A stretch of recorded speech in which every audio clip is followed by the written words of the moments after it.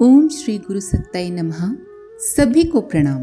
प्रस्तुत है गुरु सत्ता के वरद पुत्रों द्वारा अभिव्यक्त कुछ अविस्मरणीय अनुभूतियाँ।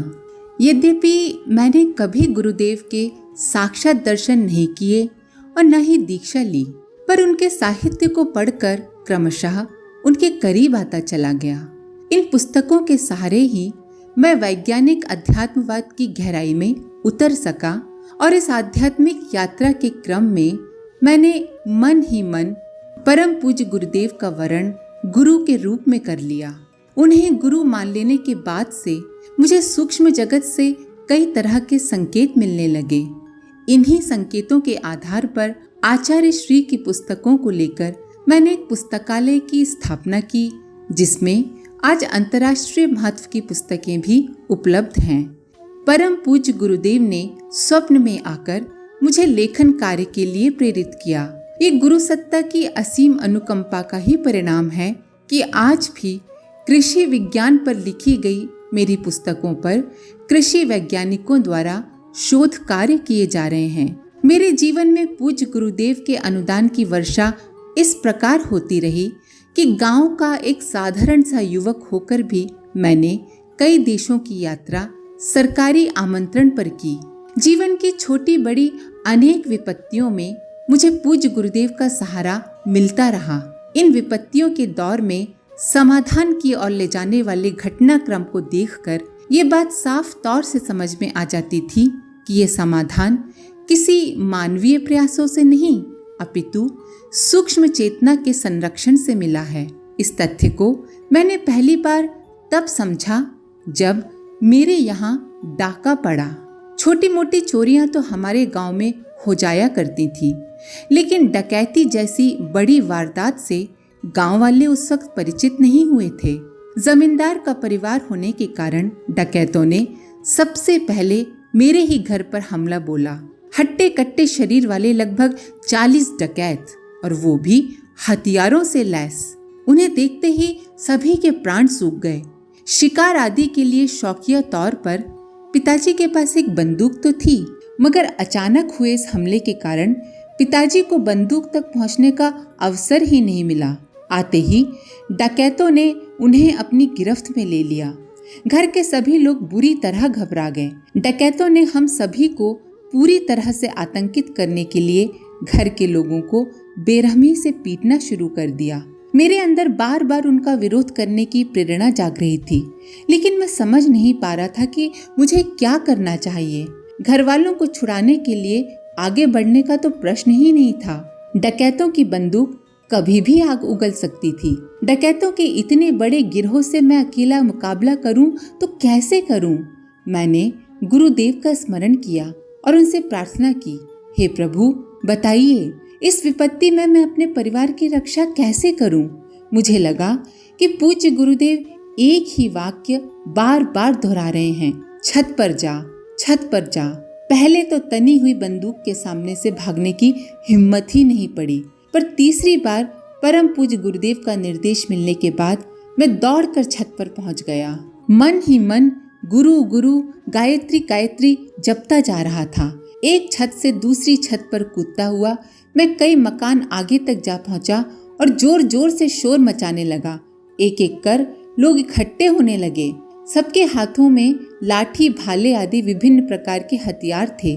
सभी शोर मचाते हुए मेरे घर की ओर दौड़ पड़े। गांव वालों की भारी भीड़ को पास आता देखकर डकैतों के हौसले पस्त हो गए। उस समय तक वे जो धन संपत्ति समेट सके थे उसे लेकर भाग खड़े हुए। गांव वालों की सामूहिक शक्ति को मिली इस भारी जीत से सभी खुश थे। धन संपत्ति की तो काफी क्षति हुई थी, कई लोग घायल भी हो गए थे, लेकिन जान किसी की नहीं गई। खतरों से खेलकर मैंने जिस प्रकार पूरे गांव को इकट्ठा किया, सभी बड़े बूढ़े लोग उसकी सराहना कर रहे थे, मेरी बुद्धि को सराह रहे थे। एक ने पूछा, तुम्हें डर नहीं लगा? मैंने सच सच बता दिया कि पहले तो डर लग रहा था, मगर गुरु गुरु जपते ही सारा डर गायब हो गया। पिताजी ने कहा, पर तुमने तो अभी तक दीक्षा ही नहीं ली, फिर गुरु गुरु क्यों कर रहे थे? तब मैंने उन्हें बताया कि परम पूज्य पंडित श्री राम शर्मा आचार्य जी की किताबों से मुझे वैज्ञानिक अध्यात्मवाद का जो गहरा ज्ञान मिला है, उसी के कारण मैंने मानसिक रूप से उन्हें अपने गुरु के रूप में वरण कर लिया है।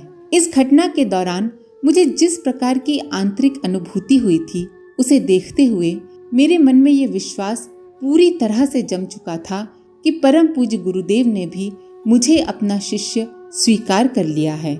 इसके बाद भी कई बार अलग अलग रूपों में उनके दर्शन होते रहे, कभी स्वप्न में, कभी प्रत्यक्ष।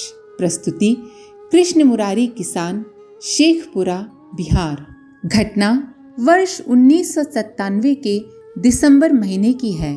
उस समय मैं घोड़ा सहन सीमा शुल्क इकाई में निरीक्षक के पद पर तैनात था। घोड़ा सहन तहसील भारत नेपाल सीमा पर मोतिहारी जिला में अवस्थित है। मैं मुजफ्फरपुर सीमा शुल्क से स्थानांतरित होकर वर्ष 1997 फरवरी माह में घोड़ा सहन गया था। हम लोगों का कार्यकाल सीमा शुल्क इंडो नेपाल बॉर्डर पर 5 साल का होता है। फिर हमारी सेवा केंद्रीय उत्पाद शुल्क विभाग को लौटा दी जाती है। सीमा शुल्क में मेरी सेवा का कार्यकाल 1997 में समाप्त हो रहा था। वर्ष 1998 में मुझे लौटकर केंद्रीय उत्पाद शुल्क में आना था। विश्वस्त सूत्रों से मुझे ज्ञात हुआ कि मेरा स्थानांतरण केंद्रीय उत्पाद शुल्क टाटा नगर मुख्यालय में होने को है। उस समय मेरा छोटा बेटा रांची में अपने 3 दोस्तों के साथ अशोक नगर में रहकर +2 की पढ़ाई DAV जवाहर विद्या मंदिर शामली में कर रहा था। उसका स्वास्थ्य थोड़ा खराब रहता था, इसलिए मैं चाहता था कि मेरा स्थानांतरण रांची हो जाए ताकि मेरा पुत्र मेरे साथ रहकर पढ़ाई कर सके। इस आशय का निवेदन करने मैं अपने विभागीय मुख्यालय पटना गया। शाम को पटना से बस पकड़कर सीतामढ़ी पहुंचा। बस के लेट हो जाने की वजह से घोड़ा सहन जाने की ट्रेन छूट गई।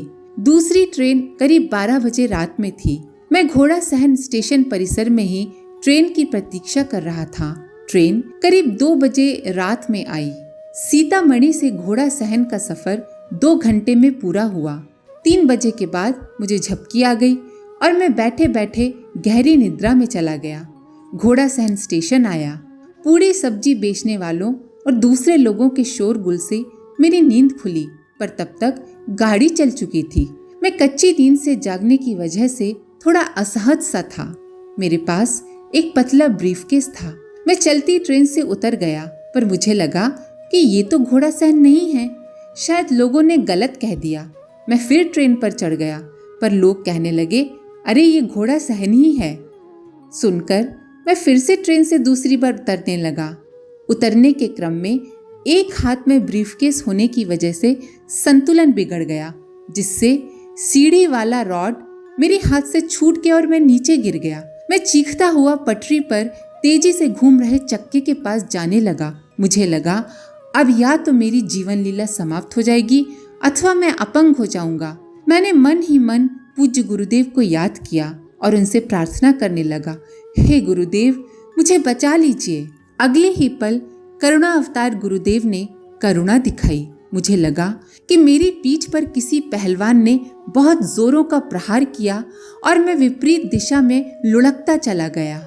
इस आकस्मिक प्रहार से मैं से कम 20 फीट की दूरी पर जाकर गिरा, लेकिन मुझे कहीं भी कोई गहरी चोट नहीं लगी। लुढ़कना बंद होने के बाद मैं अपने कपड़े झाड़ता हुआ उठ खड़ा हुआ और ब्रीफकेस उठाकर घर की ओर चल पड़ा। उस समय मुझे ये पता नहीं चला कि मेरा घुटना एक पत्थर से टकरा गया है और उस घुटने से खून का रिसाव हो रहा है। जब मैं घर पहुंचा तो मेरी पत्नी ने मुझे टोका, अरे ये खून कैसा है? सारी बातें सुनकर पत्नी की घबराहट कहीं बहुत अधिक न बढ़ जाए, ये सोचकर मैंने उन्हें सिर्फ इतना बताया कि अंधेरे में एक पत्थर से टकरा गया था और कोई विशेष बात नहीं है। आज भी मुझे जब इस घटना की याद आती है तो मैं सिहर उठता हूँ और गुरुवर की उस अनुकंपा के स्मरण से मेरा रोम रोम पुलकित हो उठता है। जटा शंकर झा, रांची, झारखंड। आज के लिए इतना ही। अपने विचार कमेंट बॉक्स में जरूर लिखें। आप सभी का धन्यवाद। ओम शांति। हमारे YouTube चैनल को सब्सक्राइब करें और बेल आइकन को दबाकर ऑल पर क्लिक करें ताकि आने वाले सभी वीडियोस की नोटिफिकेशन आपको मिलती रहे।